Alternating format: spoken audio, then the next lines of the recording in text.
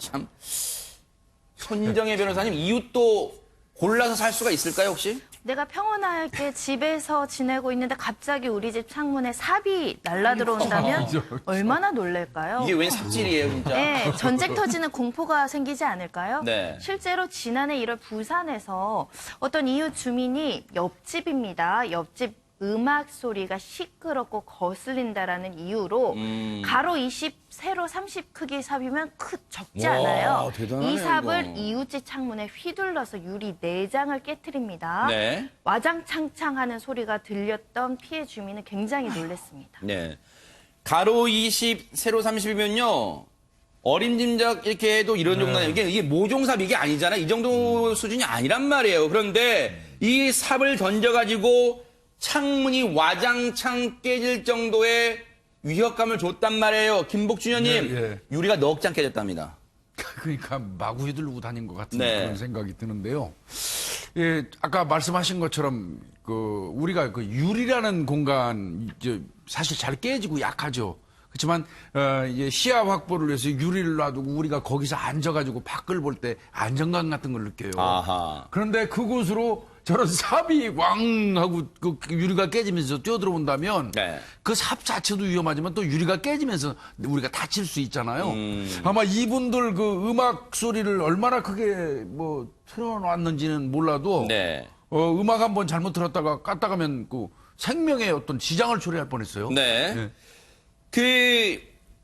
이 남성의 이런 포악한 행동이 여기서 끝난 게 아니었다고 합니다. 손정혜 변호사님. 이쯤 되면 이웃집에 대한 테러라고 이야기할 그렇죠. 수 있는데요. 1월에 발생했잖아요. 5개월 뒤인 6월에 또다시 이렇게 삽을 던져서 창문을 깹니다.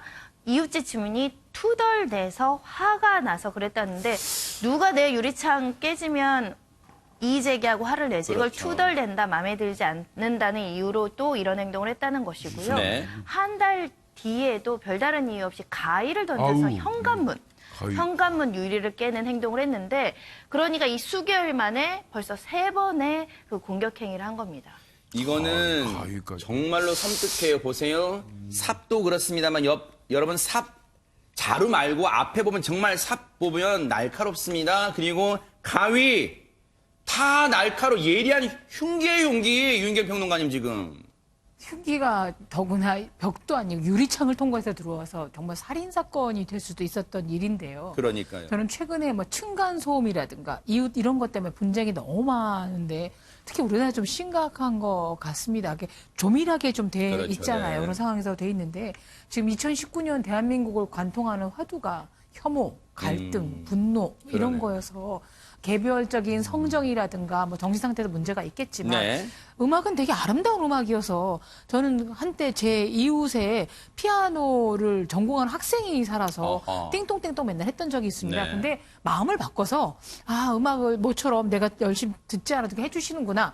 좀 마음 바꾸기 나름이거든요. 그러니까 치고 듣는 분의 문제가 아니라 우리가 평화롭기 위해서 좀 생각을 좀 바꿨으면 하고요. 네. 더구나 뭐 앵커도 강조하셨지만 삽, 가위 이거 정말 치명적입니다. 그러니까요. 왜 이런 거 주변에 뒀어야 됐는지 이번에 좀 엄중한 처벌이 내려지길 바랍니다. 네. 그런데 이 사람의 행동이 그 이웃한테만 났다면 그래 그 소음 때문에 그랬겠거니 이해를 어느 정도 100분의 1이라도 하겠는데 김기현 아나운서 그것만 있는 게 아니라면서요 지금. 네, 이 50대 남성은 그러니까 평소에도 조금 폭력적인 성향을 좀 보였던 것 같습니다. 아하. 이 어떤 문제가 발생을 했을 때 그거를 대처하는 방법은 사람마다 다르거든요. 네. 그런데 이 사람이 이웃 주민에게만 뭐 삽을 던지거나 가위를 던진 게 아니고 네. 그 전에 지난해 6월에는 한 야외 이 공연장에 인근에 자판기, 음료수 자판기가 있는데 네. 이거를 그냥 둔 뒤로 아무 이유 없이 파손하기까지 했답니다. 네.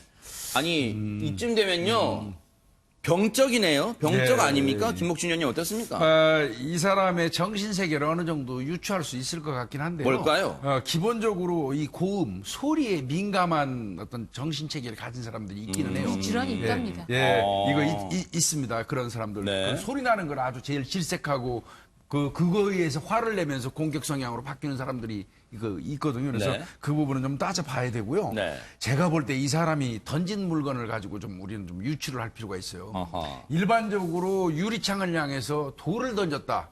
그건 우발적인 거예요. 그냥 순간적으로 화가 나서 돌을 집어가지고 던진 거는.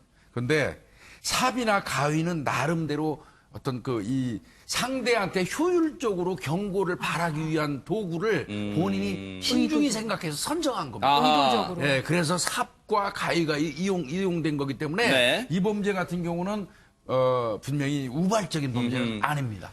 이 남성의 이런 포악한 행동 당연히 이 재판에 넘겨졌겠죠. 손정혜 변호사님 재판에서 이 남성 뭐라고 했을까요? 이 죄는 특수재물 손괴죄인데요. 이 남성이 이렇게 변론을 했습니다. 제가 좀 정신장애가 있어요. 아, 본인이 심신미약 인정하는군요. 상태이기 때문에 감형을 해주세요. 이렇게 이제 아하. 감형 요청을 했습니다.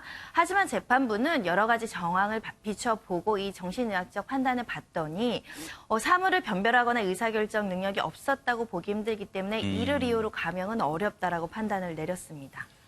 자, 재판부는 사물을 변별하거나 의사결정 능력이 없진 않다. 그러면 어떤 판단 내렸을까요? 강문혁 변호사님? 네, 법원은 일단 최종적으로 이 사안에서 그 50대 남성에게는 징역 10월에 실형을 선고했습니다. 아하. 사실 재물 손괴 사건에서 실무에서 실형이 선고되는 경우는 흔치는 않습니다. 아. 다만 이 사건은 특수성이 뭐냐 하면 이미 동종 범죄로 실형 선고를 받은 전과가 있습니다. 아하. 즉 이미 같은 잘못을 해서 실형까지 선고받았는데 네. 누범 기간 중에 또 같은 범죄를 저지른 점이 또 특이한 것이죠. 네. 그다음에 거기다가 단순 재물 손괴가 아니라 아주 위험한 물건이죠. 삽. 네. 굉장히 사람의 생명을 위협할 수 있는 이런 위험한 물건인 삽을 던져서 재물 손괴를 했기 때문에 이 점을 참작해서 특히 중하게 처벌한 것으로 보입니다. 다만 정상 참작한 사정은 또 보이는데요. 네. 정신장애가 있는 게 아닌가 재판부는 좀 그렇게 판단을 해서 네. 일부 감형 사유로 또 정상 참작을 한 것 같습니다. 네. 김복진 의원님, 여기 예, 들여다볼 예. 게 좀 있을 것 같아요. 왜냐하면 재판부는 이번에 엄하게 좀 정신 차리라고 이 판결 내린 것 같아요. 하지만 징역 10개월입니다. 걱정되는 건 나와서 예. 출소해서 또다시 보복, 분노 폭발해서 더 큰 범죄를 저질까봐 걱정됩니다. 이제 이웃 간 범죄로 한 사람이 실형을 받고 수감이 됐다가 출소하는 경우를 대비해서요. 교도소에서도 그 사람이 출소할 때 관할 경찰서로 통보를 해주는 시스템이 구축돼 있어요. 그래요, 네. 그래서 이거는 보복의 우려성이 상당히 높은 범죄 중에 하나거든요. 그러네요. 뭐 범죄가 엄청 큰 거는 아니지만 그래서 이거는 관할 경찰서로 연락이 오면 관할 경찰서에서 이 사람은 일정 기간 그 이웃을 보호하도록 아마 그 조치를 좀 취할 겁니다. 그러니까요. 하도 요즘 우리 사회가 앞서 우리 유인경 평론가님 말씀도 있었지만 욱하는 사회가 돼버렸어요. 혹시라도 이 사람이 나와서 당신이 신고해서 내가 인생이 망쳤다라고 혹시라도 어떤 분노 때문에 또 다른 범죄를 저지르지 않을까 걱정됩니다. 반드시 우리의 사법기관이 반드시 보호해주기를 기대를 해보겠습니다.